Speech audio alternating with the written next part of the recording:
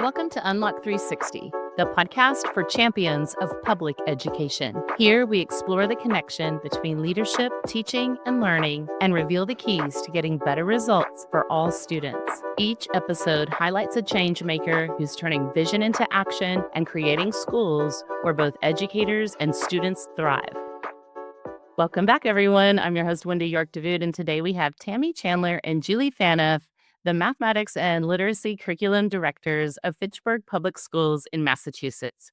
Two firsts today, our very first guests from the great state of Massachusetts, and two wonderful leaders at a time.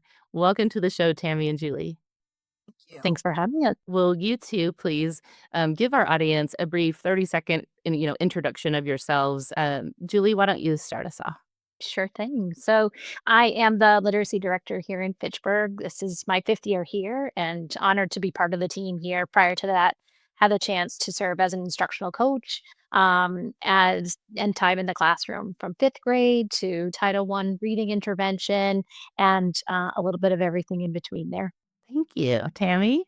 Okay, my name's Tammi Chandler. I've actually worked for Fitchburg Public Schools for 24 years. I started as a sixth grade self-contained teacher and moved on to a seventh grade math teacher. And from there became an instructional coach and decided 5 years ago when the district opened up the positions for curriculum directors by content. I have been working in this capacity now for 5 years with my colleague Julie and a science and social studies director as well. Fantastic. Okay. And what I think our audience would love to hear more about is, just how the two of you are really combining your visions and, taking that cross-curricular approach when it comes to literacy and mathematics. You want to start? Sure. I think Tammy and I are very much a two-for-one deal. I think everybody around Fitchburg has come to know that, so we're excited to be able to be here together for that. For us, I think our work really centers around our students and the experiences that our students have each and every day here in Fitchburg. And our students, whether they're in a self-contained classroom at the elementary level, or if they're traversing across multiple teachers through various contents at the secondary level, having that consistency and that coherence across their learning has been an important piece for us. And so looking at the connections of where literacy and math learning intersect, just how much of that there is in each of those content areas, and helping our students to see that, right? Where they are in their learning, who they are as learners, and how they use those tools across all of the contents. And I would just add on that we work alongside our teachers, our administrators, our district leaders, and again, just that student learning. Does this impact student learning? And that's kind of the question that keeps us grounded. That's awesome. It should. It should drive everything that we do. But it is very easy for educators to get sidetracked onto things that, may not necessarily be the best for kids. And I noticed that Fitchburg really believes all means all and came across, some of that information from your strategic plan. Can either of you speak a bit more to that for our audience? This is the first year of our newly revised strategic plan. We have a 5-year strategic plan. And that first priority goal centers around instruction and that learning for all of our students. Uh, just like every other classroom, every other district around the country, learner diversity is the norm.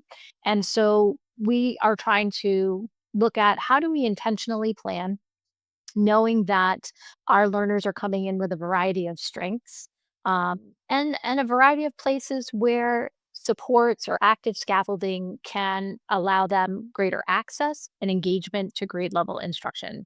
So when we say all means all, it means that every student deserves that learning and that it's up to us to collaborate and to figure out how do we best make this possible? What does that look like? Whether it's within literacy or within the math work to say, let's use this instructional routine or let's make use of some of these visual models to support students in their understanding. And we're fortunate to have a large English learner population here. So we have, about 60% of our students are speaking Spanish or other languages at home, and the strengths that they bring into the classroom, are rich and varied. So how can we, look at our classroom environments and support students as well as supporting their English language development skills too?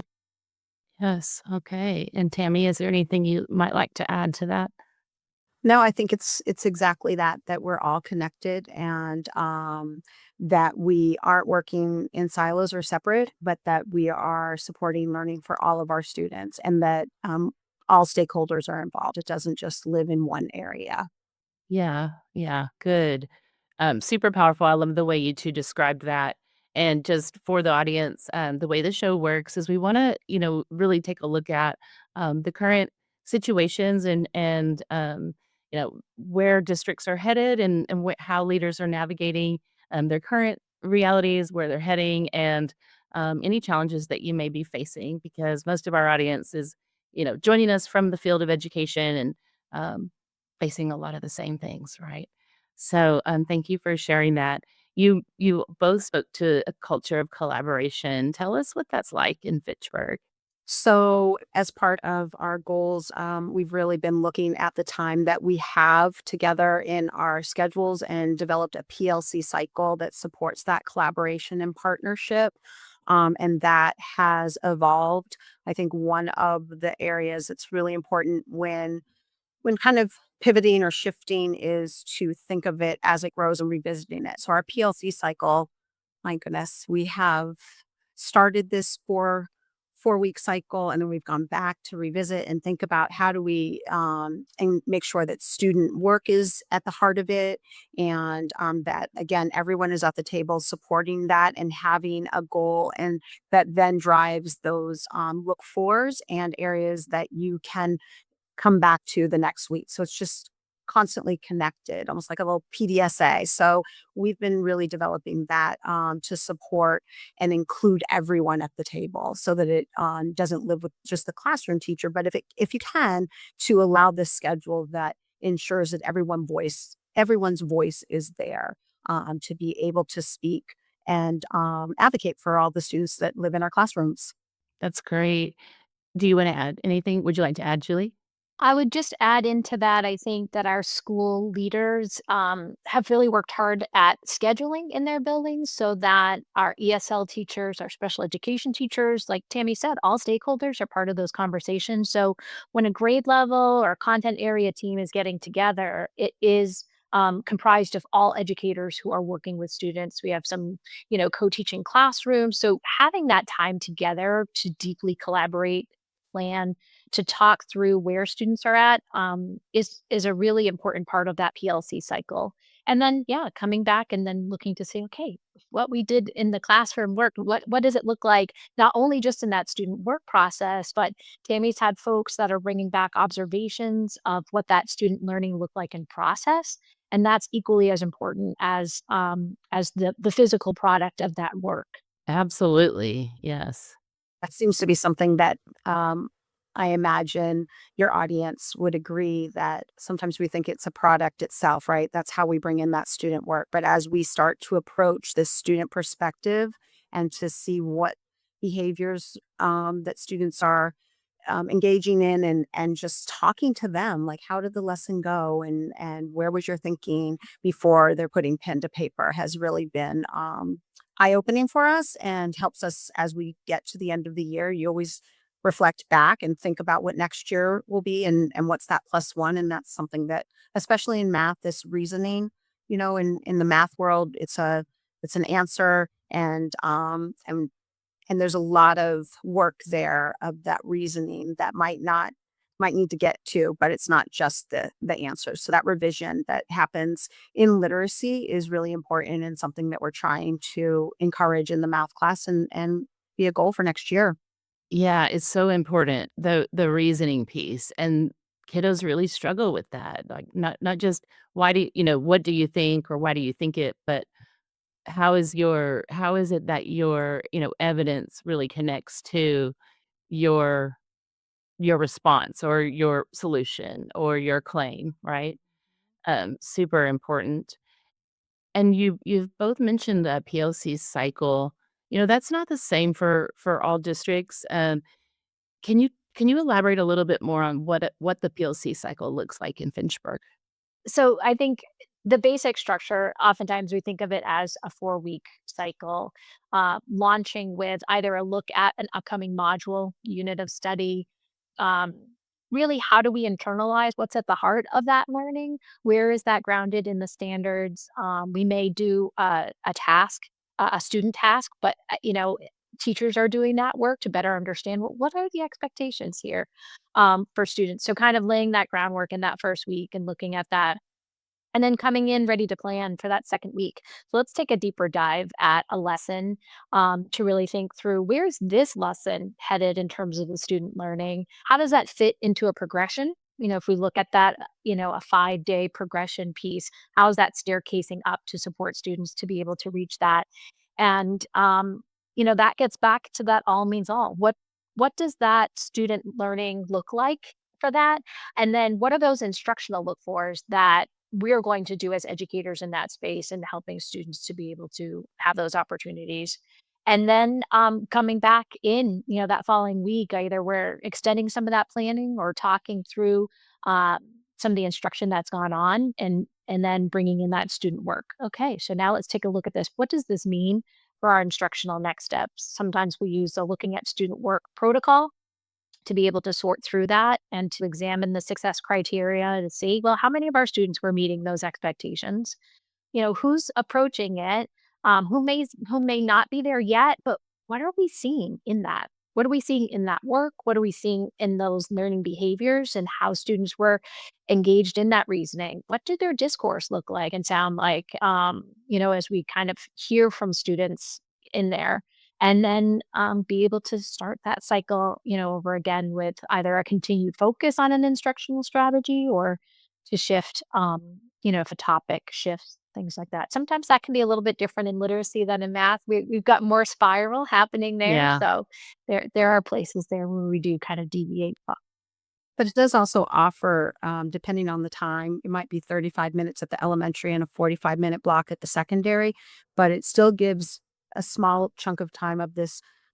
I don't want to say job embedded PD, but an opportunity as learners, teachers as learners to either engage in the task or that strategy so that we understand it or rehearse it and then get into the work itself. And that seems to have been really powerful for us as we've adjusted both our PLC cycle and our PD that we have as a district or school based, which there's about 6 per year.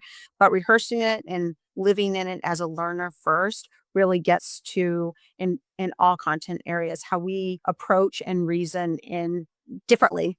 And so when we are able to do that, then getting into the planning, I think, puts us in a good headspace of, all right, have we met the needs of everyone? Have we met the needs of everyone in this room when we did the Yeah. task? And we are a little bit of a sampling of what's in the classroom. So we want to make Right. sure that we have done that. Yes. Okay. There's so much that you are sharing that is like sparking thoughts and ideas and experiences for me. I love this so much. I'm thinking about um, first, one of the pieces that both spoke to in terms of like internalizing a lesson and the planning piece, I think is really huge. And I find that it is often missing in in professional learning communities at work at the teacher team level, um, because if you just like really let those 4 questions drive the collaboration time, then you might miss the, well, wait a second, but how are we going to teach it up front, right?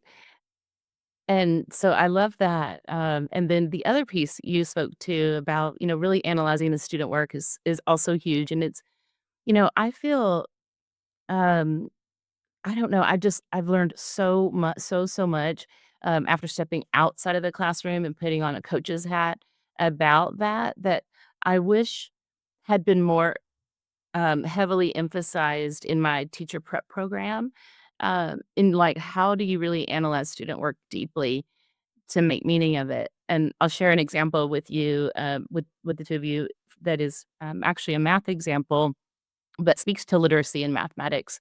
I was working with a comprehensive high school integrated math 3 team in Southern California. This has probably been about 7 or 8 years ago now. But this particular team, is a pretty large high school, so there were about 7 teachers, and each of them taught 5 or 6 class periods a day of approximately 30 to 36 kids each. And so they're bringing in the student work. They agreed on, a specific upcoming lesson and a standard, and a task of how they were gonna, you know, uh, measure whether or not, the students learned and, the success criteria for that. And so here they all come with, stacks of anywhere from 150 to 180 papers, um, to our next check-in. And I remember us taking a stack and kinda splitting it up and, kinda starting to sort through it, sift through it for what they noticed. And one of the pieces that really jumped out to me that no one in the team noticed was that about a third of the students, approximately, had done a lot of work. It was a single problem on one page, and it was to include an explanation. They had done a lot of work and even had a written explanation, erased it all, and turned it in that way. But you could see that and so it was like, "Wait, what does this tell us?" Or what questions might it bring up for us, you know? And how do you have the space to actually bring that back to Julie's point, on this third week, however, whatever we're doing with the student work, but then how are we bringing that back to the students? We may want to ask some students, like, what was happening here? Like, this is really important for us. We meet as a Yeah. team and we really need to know, like, what were you thinking here, to get an idea of that, and how, again, that student perspective that sometimes we forget because we're trying to get through all of that, but those are the pieces to bring it back in front of the students, to say, what do we all think here? Because this is going to help drive what the teachers are doing next week. Your perspective will really support that. Yes, and also I'm thinking about, another piece that Julie, I think you mentioned in terms of, like, the process, and sometimes or maybe it was you, Tammy, I'm sorry, but you 2 are so on the same page. It was about, like, it's not always the actual tangible product, but sometimes it's the process and how, yes, we're trying to teach the kids how important it is to collaborate and to work together. But to really measure whether or not they're doing that effectively, that can be, hard to do with work. And so, having, when it's appropriate, being able to actually film that or bring in little snippets of that to analyze, super powerful, right? In terms of our instructional coaches, Tammy had first thought of it about, yeah, let's get these folks outfitted with some video cameras and wireless mics and that.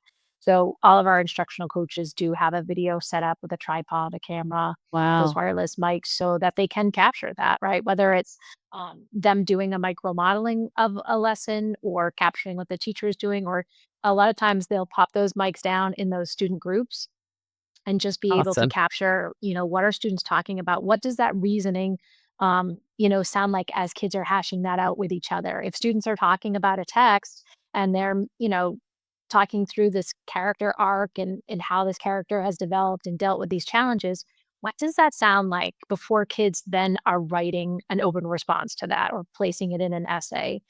Because if we give them that space, for discourse and discourse amongst themselves, right? It's not about talking to the adults in the room for that, but what does that sound like when they're talking with each other? And how can we use that to better understand their progression and their learning? And getting that in front of the students for some, there's two things. It's very difficult to get our teachers into each other's classroom, right? I mean, it's hard enough to find time for professional learning, but also when we are engaging them in tasks or routines, it's nice to see it happening in our own space. So even for students to watch a routine in action in another classroom, we've used some of the videos in our leadership meetings. Like, if this is what's happening, so when you're going into classrooms, these are some look for us. This is what it looks like versus just reading it on paper. Like, now it makes sense. Now I see, some of the teacher moves and some of what I would want to see from students. So that just circle supports all of that learning. How have you all, gone about shifting the culture to a place where people are comfortable with that, with being recorded? Or is that still a challenge that you're working through? I think, I can speak to as a coach, I would just have my phone and then we had the little Kodak flip ones for a while there. Um, I look at it as if you have a lead, if you have someone that feels really comfortable, start with them. But we've even done some things where we have a folder that is Wendy's folder and only Wendy will see it. But we want to just capture some of this and allow you to be able to see it, learn from it. And if you're willing, we'll put it into the district one. And, 9 times out of 10, you may find one thing that you're like, all right, go ahead and share it. But yeah, I don't think we ever force anything on anyone, but we do hear whenever we are trying to find videos, they would love to see something that represents our district. And when they do see our students, I think that just reinforces like, okay, yeah, we need to get some of this. We need to, get some videos from our own spaces because it does feel good when you see your students. And if we're showing a video up at the secondary or from secondary to the elementary, some of those teachers have had those students, and it's just really great to see where they are now at the middle school, high school level. Yes. And you mentioned instructional leadership teams and the role that they play. Will you share a bit about what that's like in Fitchburg? So we do have an instructional leadership team at each school, and they meet and they have a goal that is tied to our school improvement plan. And that also supports some of what's happening in a PLC cycle. We also have a district instructional leadership team, which brings all of us directors and cabinet in four times a year.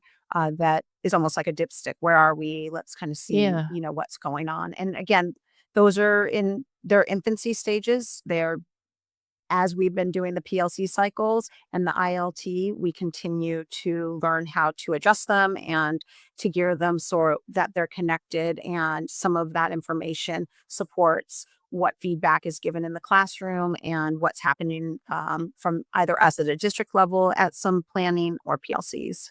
Fantastic. Is there anything you'd like to add, Julie? I think there's just another, opportunity for coherence there as well, right? So in thinking about the work, we've had a district instructional focus really for the last, well, I would say almost 5 years now. We've had this look at um, students being able to explain and justify their thinking, right? This very cross content way. Like you said, that deeper learning, how are we supporting that reasoning? So if that is an overarching, district instructional lens, then schools are able to take that to say, well, where are we at here at our middle school or our elementary school? And what does that now look like as a school based goal that's aligned to that? How can we tailor it to the needs of our school? And then the ILT team is able to craft a goal and to conduct a data cycle, right? To be able to say, "Oh, let's take a look at this. Let's pull in whether it's state assessment data. We have MCAS here in Massachusetts, whether it's our own high quality instructional materials and the assessments within those. Um, and other screeners, whether it's DIBBLs for the literacy side, foundational literacy side. We've got some math screeners that Tammi and her team have developed. So, how are we taking in and curating a data collection to be able to look at that to determine where are our students at? Now, let's kind of propose what we want to do instructionally that could have an impact on supporting students in that growth. And then the ILT team will look at that and to support their professional learning, whether it's school-based professional learning, align it to the work in PLCs, right? So now what we talked about before in those cycles can be, really becomes a tool for supporting that ILT growth, the school-wide growth there. And then a lot of those teams have conducted classroom walks and being able to see that instruction in action, to see that student learning. Sometimes they're doing that as ghost walks. They're going through a learning space and actually seeing, so what do we have here for, instructional materials that are up here? How is that, impacting the student learning positively here? A chance to celebrate, right, the work that's going on there. And then yeah, looking at student work themselves in ILT, right? Part of that data cycle is now seeing, okay, so let's take a look at this again. If if what we proposed as an instructional shift here has, had some impact, then we should see that in the student learning. So yeah, that's how that's kind of working at the IoT level, but still making use of those PLC cycles as well. Fantastic. Tammy and Julie, I could talk to the two of you all day long because you are speaking my language. I just love this. It's super impactful And it sounds very focused and purposeful and intentional, very collaborative.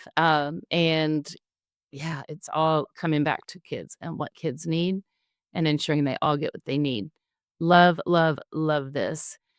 What challenges are you facing as you are leading and coaching, and working alongside colleagues also, on this continuous improvement journey? I think for math or just for math, is to continuously really look at that we can live cross content, right? So we're it's been a challenge for some of our educators content wise to understand the progressions and kind of that conceptual piece and to see this crossover and how do we support all students, and then also to ensure that we do have a lot of great things happening here in Fitchburg, and how do we keep it so that we just keep coming back to it, right? So that we are grounded again in those students. So sometimes, like anything, and I'm sure this is across the United States, is we funding is limited. So sometimes funding comes through, and so you have to kind of gravitate towards something because there's a grant involved there. And it's like this new thing. And I always say the shiny new penny, which is great because you see the value in it, but then you're also trying to navigate how does it already fit what's here, and that less is more. Because if you Yeah. do too many things, then we've all been teachers where we've been there and we're like, we're just gonna wait because something new might come around. So that it has been a challenge to support them both in their content and their pedagogy, but to help them understand that we're still in the training to the student, and some things might come in, but that doesn't mean we're just going to stop everything and that'll be the new piece. And stay grounded in the standards. You know, the HQIM we use is just a vehicle, but we're still at the standards, and there's no curriculum that's going to be the perfect piece, but again, it's just living in those standards and standards of math practice. So I would say that's a little bit of a challenge, is that yeah, sometimes you have to go off the path a bit because of either funding or some sort of initiative that's coming through, but that you still um, keep a clear communication to everyone that it still means this may have been used, but it really is still here where we are. That is so true, and I think the teacher leadership in education in general of systems thinking and synthesizing is is under taught. Like, we don't, and so it is hard for us to see the connections sometimes, between pieces, and to not let the shiny new object or the shiny new penny take us off course, to know that, yes, it's great, it's valuable, it's good. This change will happen, but that doesn't take us off course for what we're really trying to accomplish. Right. And in now in Massachusetts, we also have this MCAS. So that time, that little stopwatch is going, no, we got to hurry, we got to hurry. But again, if we just stay the course, over time, we'll get there. So What do you think, Julie? Yeah, I think, very much those pieces. I think less is more has been a mantra for us. I know our coaches have heard that a lot from us. And I think as a district leader, that's a really important part of our jobs. When we can focus on, that less is more, it goes back to like what you just said about the connectedness and how are we working to help make those connections evident. Um, you know, if whether it comes to choosing instructional materials or resources, I think we really try to stay with a resource if it is working well for our students so that also the teachers feel secure in the work that they're doing. It takes a lot to learn some of these resources, and there can be a lot of things in there. So rather than purchasing additional support resources for tier two instruction, we keep coming back to that core resource to say what's already in here and how can we better understand this, better make use of this so that we don't have to go outside, for other items, but actually, wait, look at this. This is a great decodable text. We can use it with this instructional routine. And now we can connect that tier two instruction to the tier one. So I think those things have been really important to us in terms of our decision making there and supporting staff. I think teacher turnover is something that a lot of districts face. I think, especially in urban districts. So that's something that happens here. And how are we supporting staff within buildings to support onboarding of new staff? How does that not just happen in August at new teacher, but there are ongoing supports? And the PLC structure becomes a great support for that. How can we partner up a brand new educator, with somebody who's been there and serves as a great neighbor, a great grade level partner, to go through that work? I think those are the things that any school or district can make use of. Yes, indeed. It sounds like such an awesome place. If I were looking to go back into coaching at a school district or in the classroom as a teacher, or looking to go into administration and uh, wanting to find a new place to call home, or maybe I'm just looking for a new district to send my kids. Where would I go to learn more? So our Fitchburg Public Schools website is online. We have kind of a long web address, but we are fitchburg.k12.ma.us is our whole whole piece there. But if you Google Fitchburg Public Schools, you'll see us come up there and get more information about not only our schools but our curriculum, the work that's happening here, our strategic plan, and yeah, it really is a great place to be. That's awesome. Yes, I did that myself. I just Googled and found you first thing. So it was not hard to do. It has been so awesome to have you both on this show. Before we wrap up, can I have each of you, Tammy, maybe let's start with you first this time. If I could have each of you just, you know, recognize someone who's really had a positive impact on your career as an educator. Give a shout out and tell us who that is and why. Mine is actually Dr. Pamela Hill. I was in the private sector before I moved into education, and she was my first person that I met and kind of pulled me into middle school. And she had a literacy background, and but was really at the forefront of how this cross content came, and the connection between what existed for me before I became an educator, and just a great mentor and thought partner. So and she